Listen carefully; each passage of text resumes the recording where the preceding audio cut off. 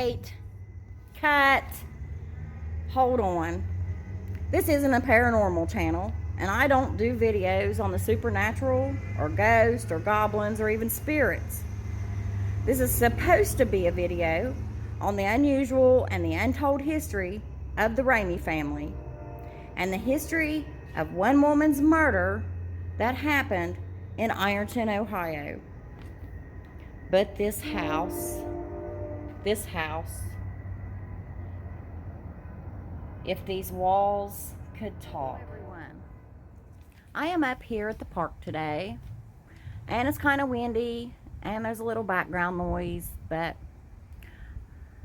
I just wanted to tell you that when I first heard about this story, and it was brought to my attention, it was when I was out in Coreyville, and I was researching and working on the video about Berkeley Fleming and the history of the Stewart family. If you remember the video, if you haven't watched it yet, it's on my channel and you can find it there, and the title of it is Coreyville, Ohio, Murder, Secrets, and History. Anyway, while I was out in Coreyville, I was talking to a man in that community. I told him about my channel and how I research and do stories on the unusual and the untold history of the local area. The man actually lived out there in Coreyville. He was really nice, and I talked to a lot of the neighbors out there when I was researching, because I just talk to people. It's a good way to research. It's a good way to find out about more stories to research. So, and he actually told me that I should do a video about, quote, that woman who was killed in Ironton, end quote. Except he couldn't remember her name, what year it happened, or how she was killed, or who killed her. But he did give me directions to the house, because he didn't know the address. He just knew that the house was still standing there in Ironton on the corner. And he knew that there was a woman that was murdered there a long time ago. So with the only information that I had, directions to a house, this story came together and became this video you're about to see. After a lot of research. Did I emphasize a lot of research? Okay. After a lot of research and investigating, I discovered so much more than I could have ever expected out of this story. I wasn't sure if I should do a whole video on just the history of the house, or just a video on the history of the Remy family who once lived in this house. So I decided to combine the two into one video, and hopefully it's a video that you'll like.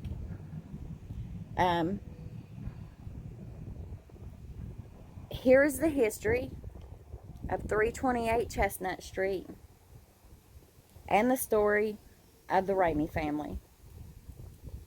Be sure to like this video and subscribe to my channel.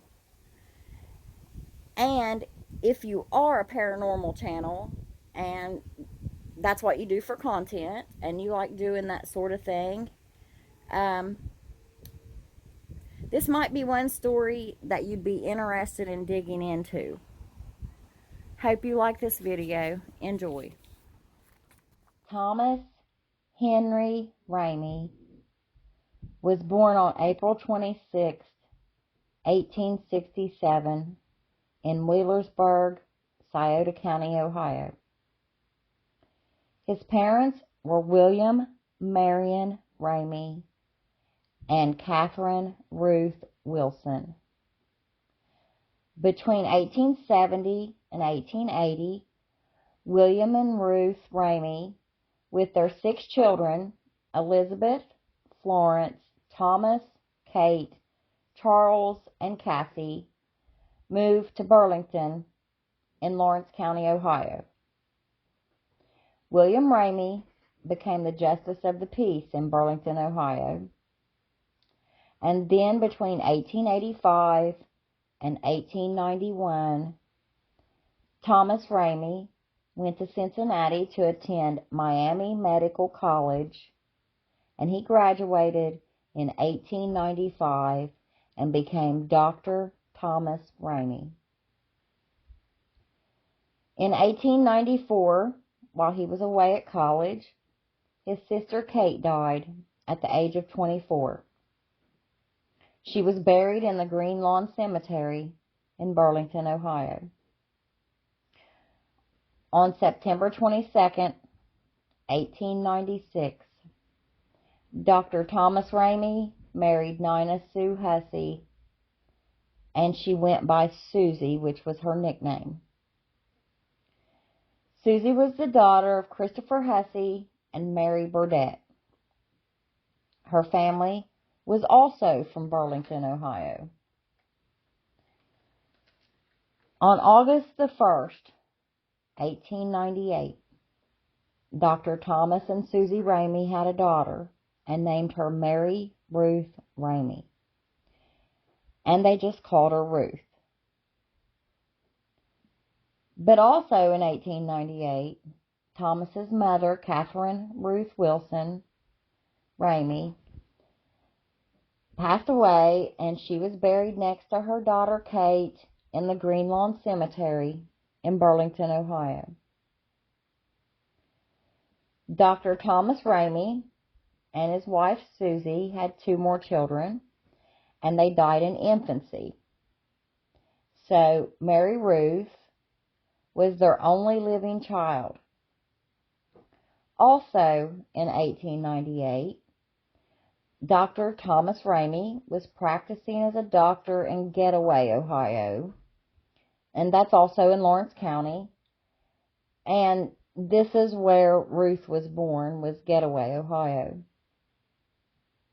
But by the year 1900, when Ruth was about 2 years old, Thomas and Susie had moved to Copperhead Hollow, where they rented a house. And Copperhead Hollow was in Hanging Rock, Ohio, which is also in Lawrence County. And in 1902, Thomas's sister Florence died. She was a dressmaker.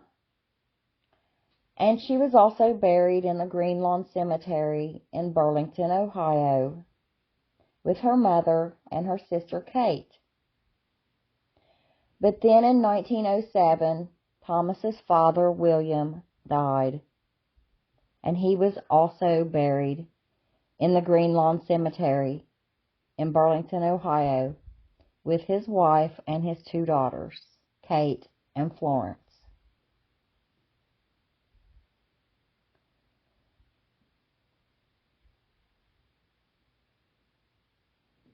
Thomas, Susie, and Mary Ruth lived in Hanging Rock for 10 or 11 years, where Ruth had attended elementary school. And this is where they had rented their house in Copperhead Holler. And Ruth was really popular at school, and she had a lot of friends. And then in 1911, Thomas and Susie decide that they want to buy a house. So this is the first time that, they're going to buy a house, and they're so excited about it. The house they bought was an 8-room home, and it was 8 years old, and it was built in Kelly's Addition on Chestnut Street in the city of Ironton, Ohio. So it was in the city limits. And I can only imagine how excited they were. They're moving into their first home that they had ever owned. Dr. Thomas Remy had his own office out of the house. And back then, doctors made house calls. So they would make house calls too, but he had an office right there in his house on Chestnut Street. But it was in the city of Ironton where Ruth would attend school at Campbell. And Campbell was a school located just a few blocks from the house they had moved into. And I'm sure she was also sad about leaving her classmate friends at the school in Hanging Rock where she went to school. Well, in February of 1912, several months after moving into their new house, Ruth got really sick with typhoid fever. But she recovered from the typhoid fever, and she was able to actually get out after a month and a half to go to Sunday school. But then on April the 11th, 1912, she just passed out and became unconscious, and she never woke up. Her obituary read, "Charming little daughter, claimed by death. Little Ruth Remy, only child of Dr. and Mrs. T.H. Remy of 4th and Chestnut Streets, passed to the great beyond Thursday evening shortly after 9 o'clock after an illness of typhoid fever. About 2 months ago, the charming little girl was taken ill, but she recovered and was able to be out and to attend Sunday school, only to be stricken again. About a month ago, she was baptized at Spencer Church and always took an active part to everything religious, and as a result was beloved and respected by all. Last Thursday, she was taken seriously ill and became unconscious, with the respite that fear was again felt concerning her condition. All that medical skill and loving care could do was of no avail, and death ending the sufferings. The deceased was born in Getaway, August the 1st, 1898, but most of her life was spent in Hanging Rock, where the parents resided until moving to Ironton several months ago. She was a member of the Ironton Public Schools and was in Miss Whitakey's class in Campbell School, where she was well known as a lovable, charming, and very bright scholar. With a smile for all, and with regards for all whom she knew, her death will occasion deep and lasting sorrow to her many friends and acquaintances. The bereaved parents have the deepest sympathy in their bereavement. Funeral services over remains of Mary Remy this evening. The funeral services over the remains of little Mary Ruth Remy will be held this evening at the home of the parents on 4th and Chestnut Streets at 7 o'clock and will be in charge of Reverend Evans. The remains will be taken to Burlington Saturday morning and will be interred in the cemetery there. A number of Ironton friends and relatives will accompany the remains to the final resting place. The following poem appeared in the paper April the 12th, 1912. In memory of Ruth Remy. The following verses by a schoolmate are in memory of Ruth Remy, only child of Dr. and Mrs. T.H. Remy, formerly of Hanging Rock. My eyes are heavy with weeping, my heart is filled with grief, as I think of the one I loved so well, whose sweet life was so brief. God only knows how I love her, and the sadness that is on my heart, for true friends are hard to find, and with her 'twas hard to part. Now who will I tell my trouble to? Who will sympathize with me? Oh, I do not know anyone who what Ruth Remy was will be. And all the plans for vacation, it was Ruth who held the first place, but now she has been called away, all the future seems a blank space. How can I do without her, this friend to me so dear? Oh, she seems so far away tonight, and yet she seems so near. Oh, how we miss that sweet young flower who was early called away, and so we weep with hearts so sad. Oh, let her come back, we pray. Oh, why should the pure young flower be called so soon to leave? Why not call the homeless first, who have no one left to grieve? God knows best, but to lose her causes all so much grief and pain. We have one consolation that will not fall. We know that we shall meet in heaven again. Schoolmate, Hanging Rock. The house sat gloomy on Chestnut Street after the death of little Ruth. Thomas continued his medical practice. Susie went on with life as well as she could. She was 43 years old in 1912, and she knew she would never have any more children. On November the 30th, 1917, Susie's father, Christopher Hussey, passed away. He was 71 years old. He was laid to rest in the Green Lawn Cemetery in Burlington, Ohio, with his parents and his granddaughter, Ruth Remy. After the loss of her father, Susie's health began to fail. She was confined to the house on Chestnut Street, and by 1920, her niece, Olive R. McCullough, was living in the house with Susie and Thomas. Olive was 16. She was the daughter of Susie's sister, Beulah.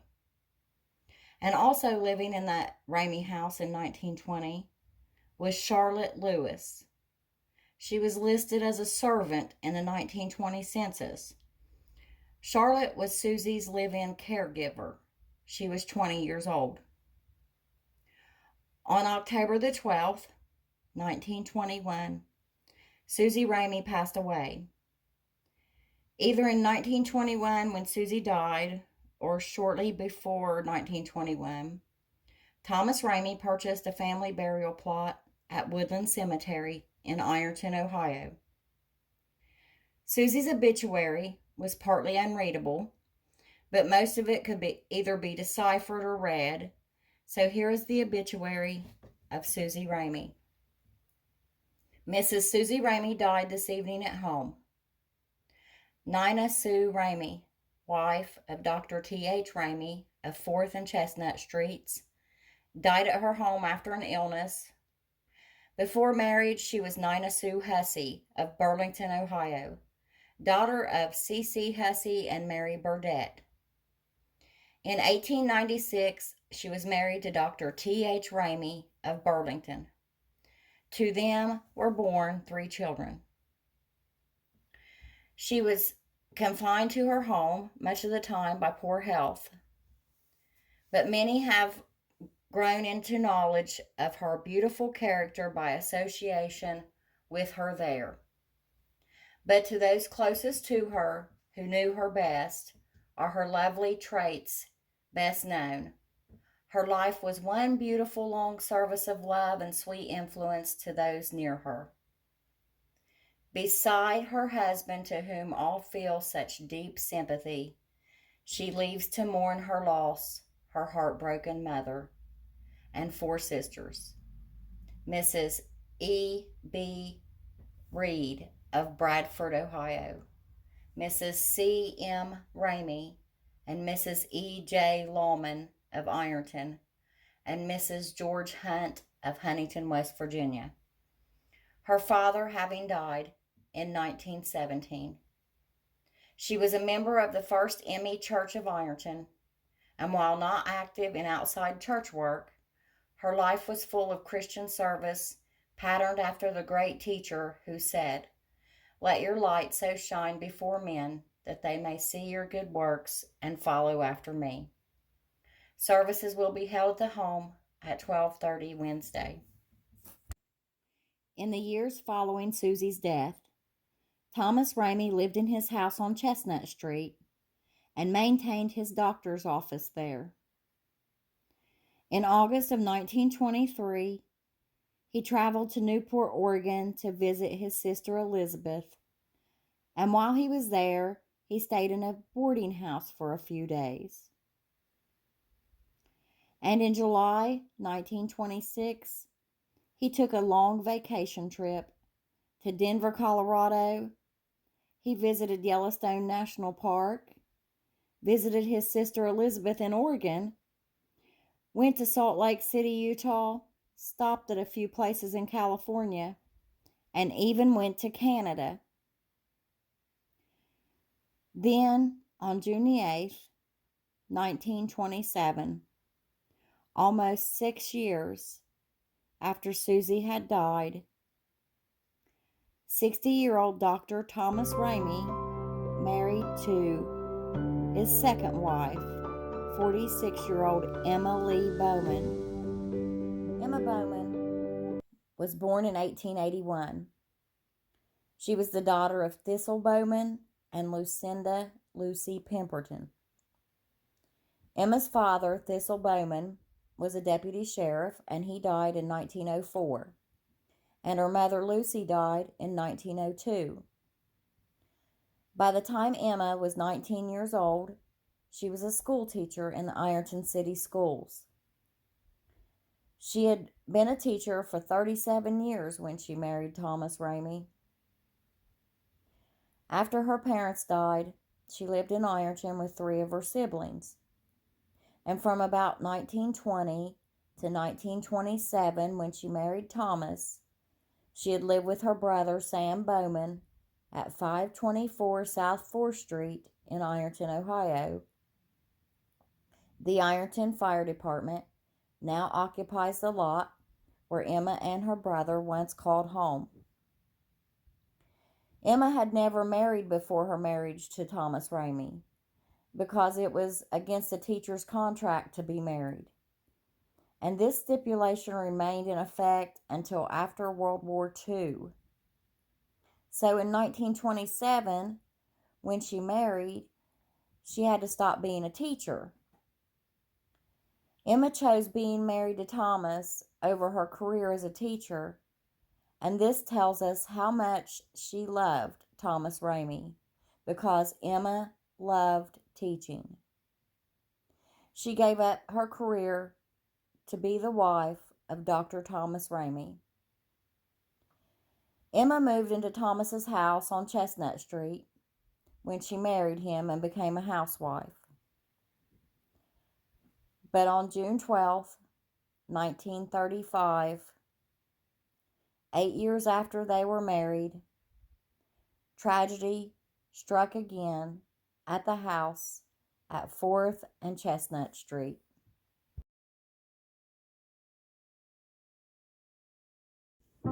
Facing the masteries of eternity as confidently and quietly as he had faced the problems of life, Dr. T.H. Remy, one of the best-known men in the county, passed away at the Martin Hospital last evening at 7 o'clock after a rather extended illness. But regardless of his serious ailment and the fact that it should have prepared admirers for the inevitable, announcement of the death of Dr. Remy cast a pall over all acquaintances. It was hard to realize today that the smile had gone from his eyes and the wit from his tongue. Dr. Remy had been ailing for some time, and he had been critical since an operation at the Holzer Hospital in Gallipolis a few months ago. The operation revealed that recovery was impossible, but Dr. Remy faced the end with confidence, bravery, and appreciation of the loving care and attention bestowed upon him. He gained strength immediately following the operation and was removed home. Later, being transferred to the Martin Hospital to receive attention in recent days, he had been critical. Dr. Remy was 68 years old last April 26th, and the high esteem in which he was held was attended to by the fact that more than 1,000 friends remembered him through a postal shower. He was born in Wheelersburg, but came to Lawrence County early in life with his parents, the family locating at Burlington. His father was Justice of the Peace there. Upon completion of his preliminary education here, Dr. Remy entered the Cincinnati Medical School and was graduated from there in 1895. Dr. J.D. Williams of Ashland and Dr. H.S. Allen of Ironton were members of the same class. Following graduation, Dr. Remy started his practice at Getaway and was later located at Marion, Hanging Rock, and then Ironton. His office here was located at 4th and Chestnut Streets, and he was practicing at the point when his fatal illness set in. He was active in Republican politics and was an ardent follower of local and national sports, and his acts of charity were many and varied. He was a former county school teacher, a former member of the Board of Elections, and a former coroner.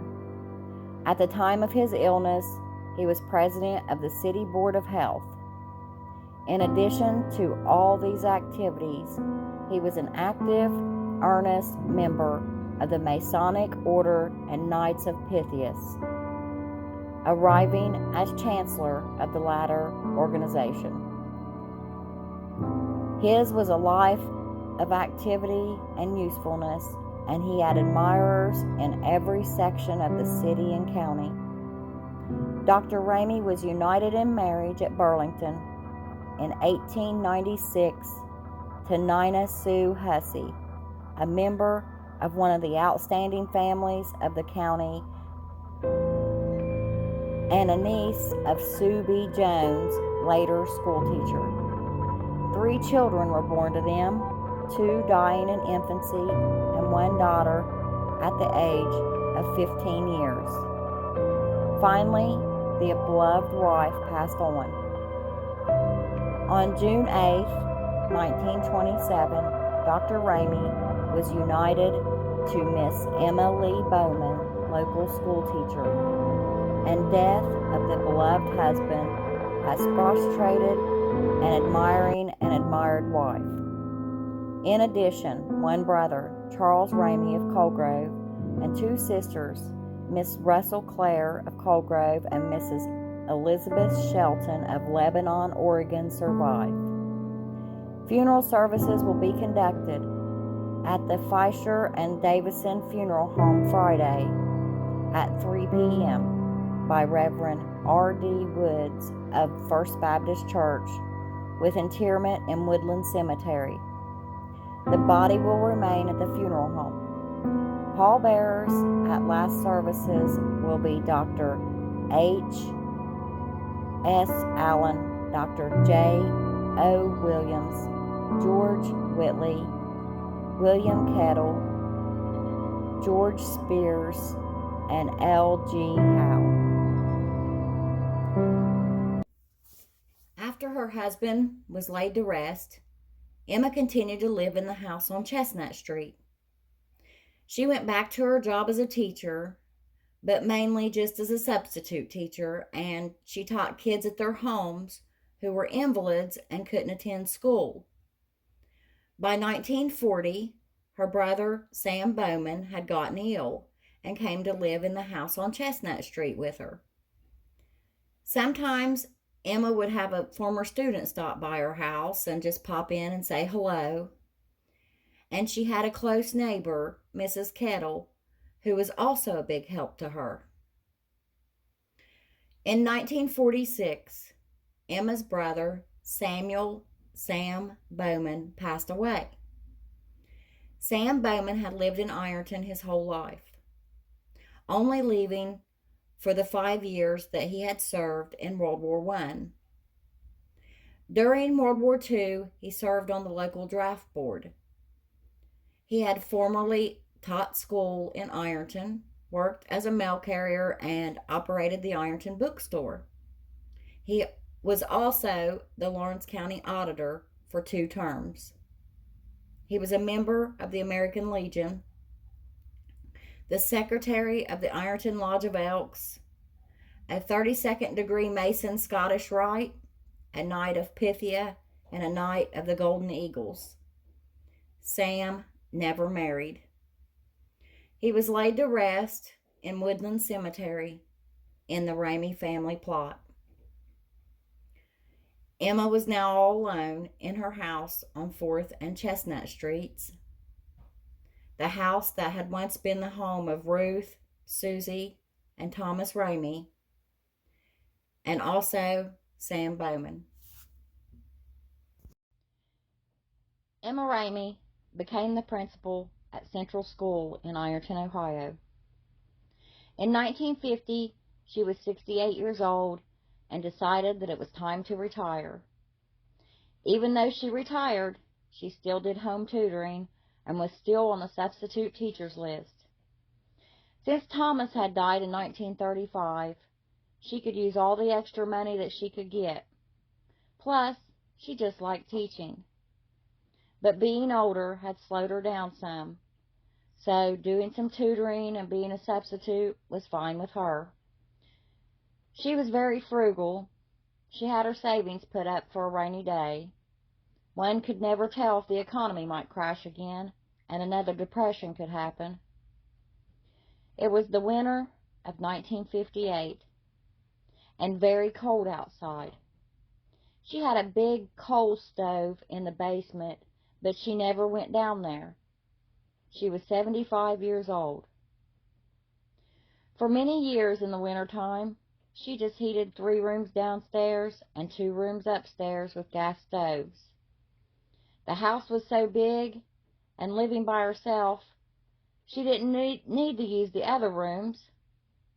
She hadn't used any of the other rooms since 1935 when Thomas died. On Friday, February 21st, 1958, Emma made her way to downtown Ironton to run some errands and get some groceries. As always, when she was out in town, she saw some acquaintances that she recognized. Ironton was a small town, and she had been a teacher for so long that everyone knew who she was. She got home around 1 o'clock in the afternoon, and she carried in her bag of groceries to the kitchen. And about 1:30, she walked out the back door. Her neighbor, Stella Kettle, was in her yard, so she stopped to talk with her, just for a minute, and they talked about the weather. Stella told Emma to get back in the house because she didn't have her coat on, and it was too cold to be outside without a coat. So Emma went back inside her house. Then she remembered that she had to call Mary Martin to see if the Saturday afternoon club was still going to meet at the same time, or if it were to snow, were they going to cancel the meeting. Mary asked Emma how she had been doing and asked her if she needed her to pick her up some groceries for her while she was out. Emma told her she didn't need anything, that she had already went out to the store this morning. Mary Martin lived at 1511 South 7th Street. She was the same age as Emma, and Mary and her husband, Frank, always looked out for Emma. Emma told Mary bye and hung up her phone. She looked at her watch. It was a little after 2, so she had time to tidy up the house and before she ate her dinner. So she went upstairs to her bedroom, and she put away her change from the grocery store. Stella had told her she shouldn't keep that cash in those envelopes in her house, but Emma didn't trust the bank with her money. Emma heard a knock at her door, so she answered it. When she opened the door, she saw that it was Billy Joe Schaefer. Billy Joe had visited her from time to time over the years.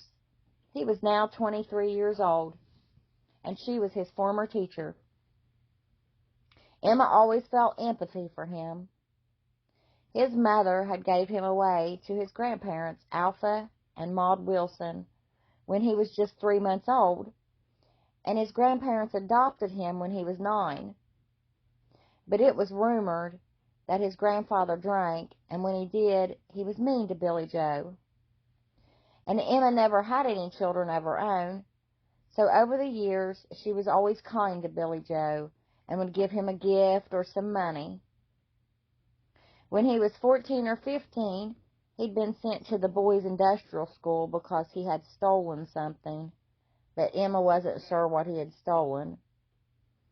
But when he was 16, he falsified his age and joined the Army. Later, when he was released from the Army, he engaged in some shady activities. One or several of those activities caused him to be confined in a prison in Colorado. Emma told Billy Joe to come in out of the cold, and she led him to the sitting room where they engaged in conversation. He told her that he needed some money to pay a few bills. And then Emma said that she knew that he wasn't telling the truth, and that she knew he had been in prison. And then she scolded him for his conduct and told him that he needed to change his ways. That's when they began to argue, and Billy Joe hit her. She ran upstairs to the bedroom, and he ran after her. In the bedroom, an assault and battery occurred. He forced her out of the room and attempted to take her downstairs, but she temporarily escaped and ran to a window in her back bedroom. She knocked on the window as hard as she could, and she screamed really loud, trying to get help. Billy Joe pulled Emma from the window and off of the bed. He forced her downstairs and struggled with her. He strangled her with his hands with such force and violence that he killed her. And after he killed her, he took her lifeless body to the wooden stairway leading from a downstairs room to the basement. After putting Emma's body on the steps, about halfway to the basement, he poured fluid from his cigarette lighter onto some items and debris and material that was under the stairs, and he set it on fire. Before he started the fire, he searched her whole house for money.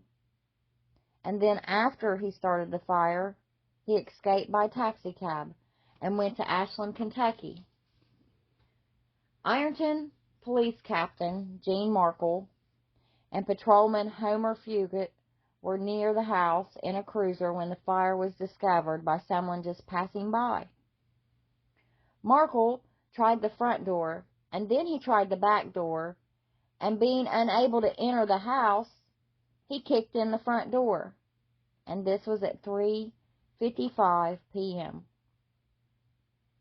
City firemen were called, and they searched all the rooms in the house, but they wasn't able to get to the basement where the fire was at because of heavy smoke. Water was sprayed into the basement to put the fire out. Captain Carlos Riley and firemen Charles Henthorne and Clarence Carey put on gas masks, and they broke into the basement where fireman Henthorne found the body laying crossways on the basement stairs. The police searched the house for evidence.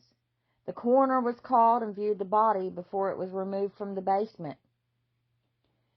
In upstairs rooms of the house, clothing and contents of drawers were scattered and in disarray everywhere.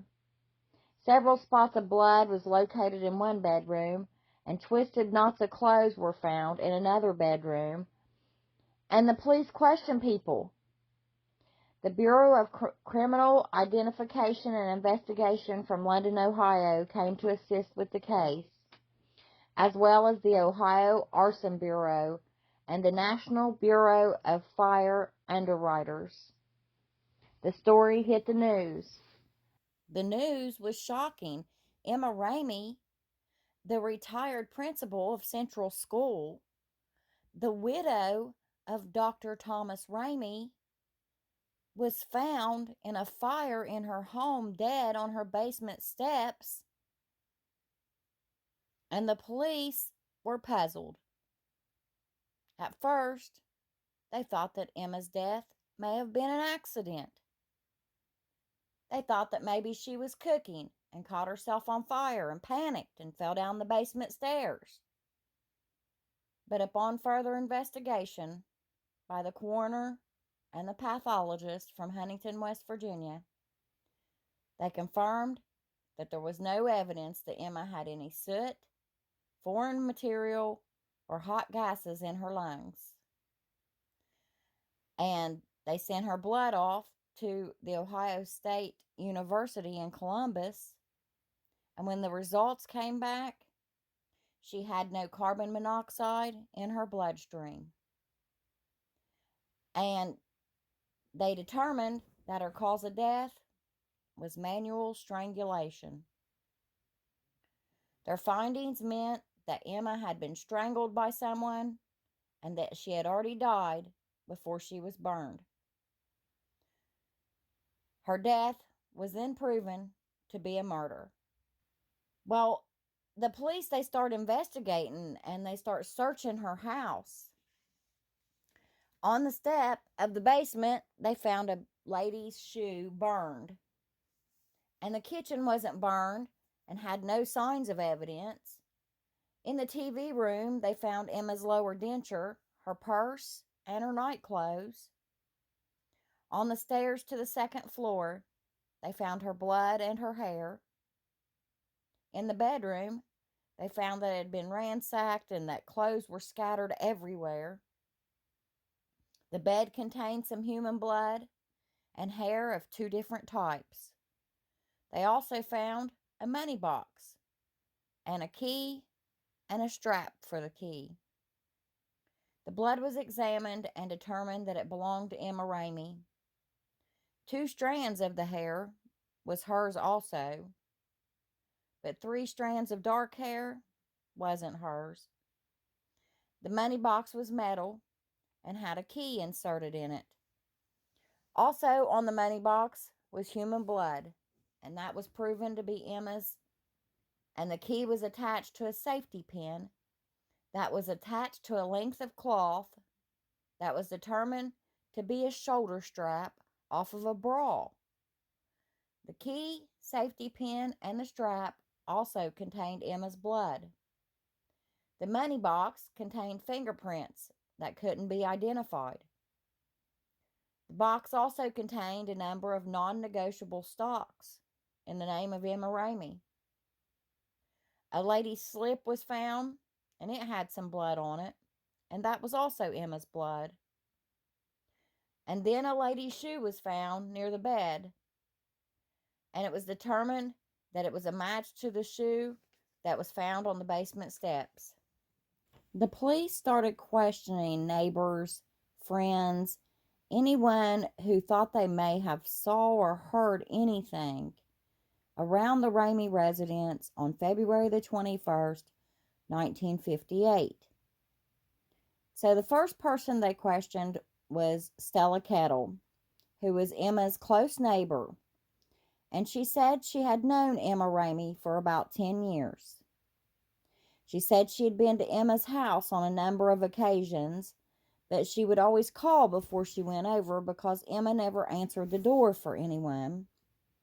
Stella said that Emma would frequently lock herself out of the house. And Stella also identified Billy Joe Schaefer. She said she saw him on a few occasions at Emma's house and that he was a former student of Emma's. Stella said she saw Billy Joe the day before the fire and told him that Emma wasn't home, but she didn't see him on the day of the fire. Then they questioned Ruth Rolfe. Ruth was worked at Ironton High School for years. She was a teacher, and she lived next door to Emma Remy. And she said that Billy Joe Schaefer was a former student of hers and of Emma's. She also said that when Emma was teaching, that she spent time after school hours helping Billy Joe prepare for graduation, and that after graduation, she saw Emma giving Billy Joe money, and that while Billy Joe was in the service and on leave from service, that he visited Emma and she gave him money. Well, then they questioned Robert Jones, who was the cab driver for Courtesy Taxi Cab Company in Ironton. He said that he made a pickup near the back of Emma Ramey's house, that somebody held a cab there, And it was on February the 21st of 1958, but he couldn't remember what time it was. But he did notify the dispatcher of his pickup. So he said that he picked up Billy Joe Schaefer and took him to the Milner Hotel in Ashland, Kentucky. Well, the Milner Hotel was at 1334 Winchester Avenue. It sat on the corner of Winchester and 14th Street. And that's where he said that he took Billy Joe Schaefer to. That was his destination. Well, while Billy Joe was in the cab, like a few minutes after he got in the cab, the dispatcher came across the radio and told all the cabs to avoid the area of 4th and Chestnut Streets because there was a fire there, and that was at about 3:55 p.m. Well, the cab driver says that he looks at Billy Joe because that was kind of odd because that's where he picked him up at. And he says, well, that's where I picked you up at. And Billy Joe said to him, no, I was at the Catholic Church talking to the priest. Well, another witness was the mother of Billy Joe Schaefer's ex-girlfriend. She said that Billy Joe had come to her house in the 1400 block of South 2nd Street and that he was really nervous acting. And he wanted to know where her daughter, his ex-girlfriend, was at. She told him that her daughter was in the General Hospital in Ironton, so he left to go see her. But then he came back to her house, and he said that he saw her daughter, but he stopped at Woodland Cemetery to visit a relative's grave. Well, he left her house about 1 o'clock, and she lived near Emma Remy's house. Emma Remy was killed a little after 2 o'clock. The fire was set around 2:55, is what the fire investigators determined, and that it had burned for about an hour before it was found. Billy Joe had served 3 years in a Colorado state penitentiary in Canyon City, Colorado for car theft, but he was paroled January 28, 1958. And then on February 17, 1958, he passed a bad check in New Mexico. So he left New Mexico and came to Ashland, Kentucky to the Milner Hotel to stay, made his way across the bridge, and went to Emma Remy's house. Well, the cab driver also told it that he picked Billy Joe up the day before the fire also, which Stella confirmed that she had told him Emma wasn't home the same day. Well, while investigating and while searching the house, the police found $17,261.15 in Emma's house. $200 of it was in burned bills that was found in Emma's apron pocket. About $17,000 was found in another box hidden under a dresser in her bedroom. Well, every other day, newspapers, local and far away, had a new headline. And then the case grew cold.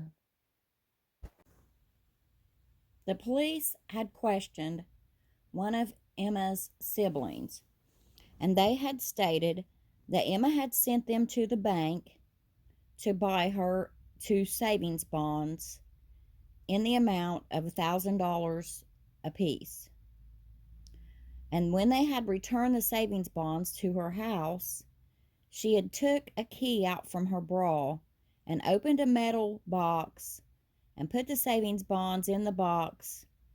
And also in the metal box, there was almost $1,200 in cash.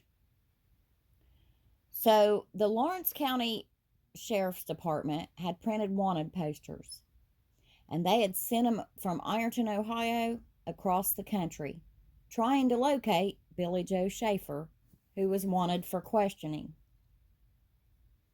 Well, then 18 months went by, and the death of Emma Remy hadn't been solved. So the sheriff of Lawrence County, Ohio, Carl Rose, was notified by the Oklahoma authorities that they had arrested Billy Joe Schaefer for passing a bad check, and they identified him from the wanted poster that they had been sent from Ironton, Ohio.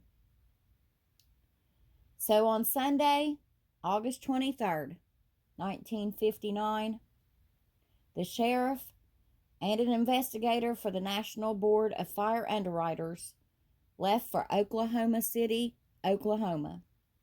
You see, when Billy Joe Schaefer was arrested, he had two $1,000 Ohio Company bonds in his possession, and they had Emma Ramey's name on them. After Billy Joe was questioned by Sheriff Rose and the fire investigator, he made a full confession. Billy Joe said he went to Emma's front door on the afternoon of February 21st, 1958. He said that he knocked on the door 2 or 3 times before Emma came to the door, and she invited him into the front sitting room. He said that he told her that he was still in the Army, but Emma said she knew that he wasn't, and she said that she knew that he had been in prison. Well, during the conversation, he told her that he was broke and needed some money, and she told him she didn't have any money, and she offered to write him a $5 check. Well, they began to argue, and Emma ran upstairs to a front bedroom to get away from him. He said he followed her to the bedroom where they struggled. He told the police that he did not assault her. And Emma struggled free and ran downstairs to a living room on the 4th Street side of the house. And he said that is where he strangled her at, but that he didn't mean to push on her neck that hard, that he was just trying to calm her down. And then he panicked when he realized that he had killed Emma, and he tried to get rid of the body. Well, he noticed a door that went to the basement, so he picked Emma's body up and started down the basement stairs. He had planned to either put her in the basement or maybe bury her in the basement, but while going down the stairs, her body slipped out of his hands and ended up crossways on the 4th and 5th steps down the stairs. So he returned upstairs to the bedroom and he searched for money. But he said he didn't find any money, that he only found 28 cents on the dresser. He said he then went to the rear sitting room to get rid of his fingerprints. Then he went back out and went to the basement, and he emptied cigarette lighter fluid on papers and kindling wood, and he set it on fire. He then said he walked out the front door, locking it behind him, and he hailed a taxi, and he went to Colgrove to visit his sister. He told his sister that he had violated his parole and he had to leave because the police would be looking for him. And then he went to the hotel in Ashland and left that night for New York. The sheriff and the investigator questioned Billy Joe for almost 2 hours at the Oklahoma jail.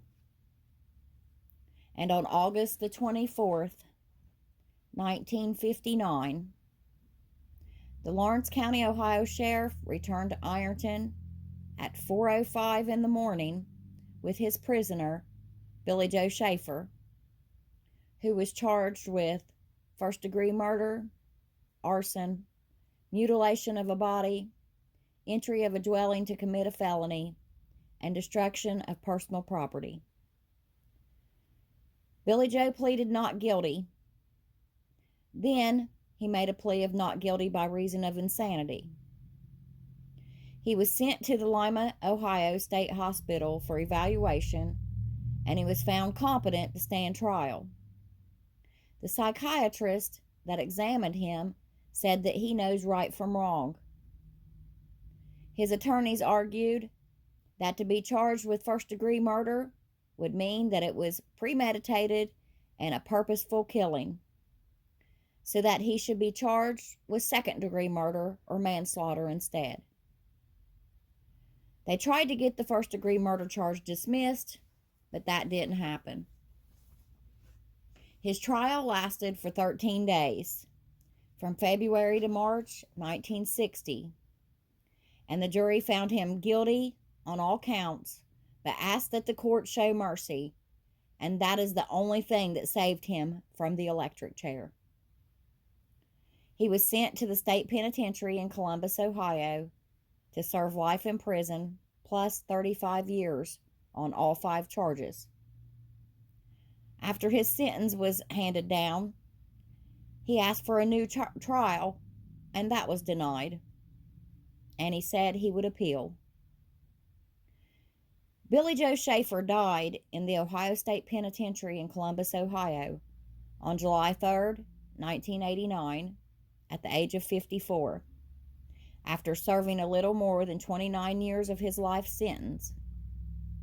And Emma Remy, she was buried in the Remy family plot at Woodland Cemetery, beside of her husband, Dr. Thomas Remy, who now rests between both of his wives. And what about the house? Well, it was built between 1902 and 1903, making it 121 years old now. If these walls could talk, what stories about its history or its past occupants could it tell? When Emma died, the house was sold sheriff's sale of real estate because she didn't have a will.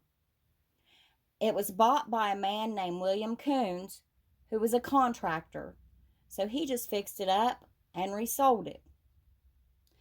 I did follow this house back on the tax list. One couple that owned the house had been married for 12 years when they bought it. The same year that they bought the house, they divorced. Another couple that bought the house, 3 years after living here, the husband died. And another couple who bought the house, a year after owning it, the wife died. Now, I am in no way blaming these deaths on this house. I mean, after 121 years, it's normal for people to pass away. The house has now been made into duplex apartments upstairs and downstairs, and it's been that way for more than 20 years. And the young couple who now live in the downstairs apartment, well, they told me that the basement stairs still lead down into the basement from a room in their apartment. And although they had never heard of Emma Remy, they did tell me that doors open and close all the time in this apartment, all by themselves.